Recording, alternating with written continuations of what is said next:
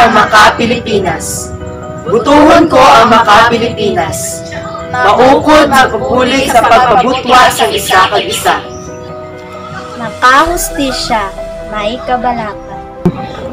Mainulig doon sa isig katawo, nagaupod sa tanan, wala siya nagapangbiya. Makapatigayon sang kaayuhan nga para sa tanan. Siya makalayi, siya makakamatuoran. Siya may matinaw nga pananawan para sa bag-ong magwasdamlag. Butuhon ko ang isa ka tawo nga makakahilwayan. Isa ka pinuno nga makadulang manggad.